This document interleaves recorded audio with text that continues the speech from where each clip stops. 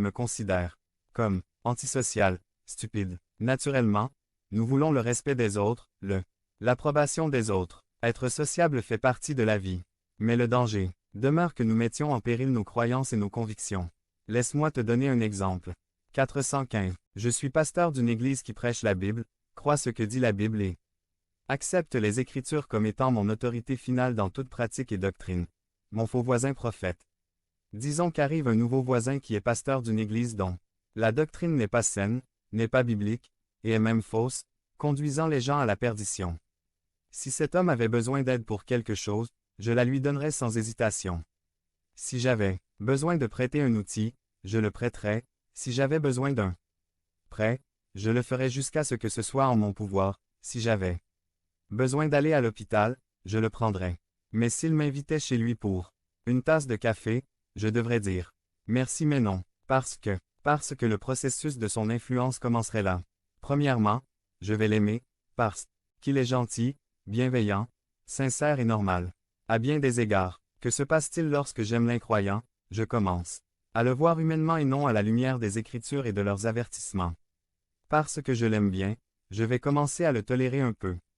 Leurs faux enseignements et leurs pratiques mondaines seraient évitées, non mentionnées, ignorées et complètement ignorées. Le problème de la tolérance, c'est qu'elle mène à l'acceptation. Autrefois tolérées, elles sont désormais acceptées comme si elles n'avaient aucune conséquence. Quand mon frère vient et me voit vivre avec mon voisin, le faux pasteur, il me demande « Hé, Mitchell, qu'est-ce que tu fais?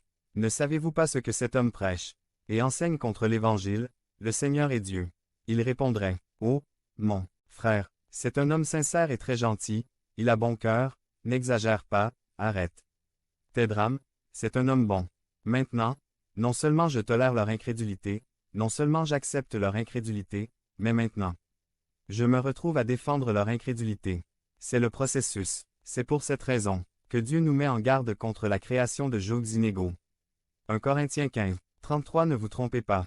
Les mauvaises conversations corrompant les bonnes coutumes. Point. C'est ce qui arrive lorsque nous ignorons les principes de séparation biblique. Pensez-vous que l'agenda homosexuel a consolidé sa place dans notre pays? Comment ça s'est passé? Parce qu'il y a 30 ans, la communauté homosexuelle ne faisait que prêcher la tolérance. Tolérez-nous. Ne nous jugez pas. Ne nous condamnez pas. Tolérance. Maintenant, il y a des églises qui se prétendent chrétiennes et qui défendent les droits des homosexuels de se marier entre eux, promouvoir leur programme de droit de s'associer avec des enfants, d'adopter des enfants. Tolérance, acceptation, défendre. Et cela se termine par la pratique de vos pratiques. Proverbe 1, 10, Mon fils, si les pécheurs veulent te tromper, n'y consentez pas. Versus 15, Mon fils, ne marche pas avec eux. Retirez votre pied de ces sentiers. 416. Premièrement, nous ne devons pas aider les méchants, nous ne devons pas aimer ceux qui détestent Jéhovah parce que les Écritures nous avertissent de ne pas le faire.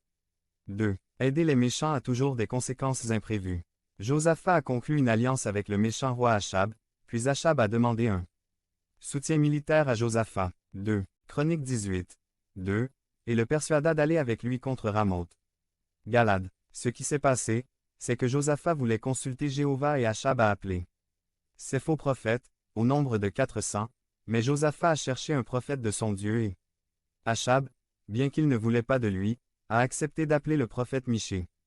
Le prophète est venu et a été exhorté à prophétiser de bonnes paroles qui sont en accord avec les 400 prophètes de Baal, mais à la fin il n'a pas pu et a dit selon la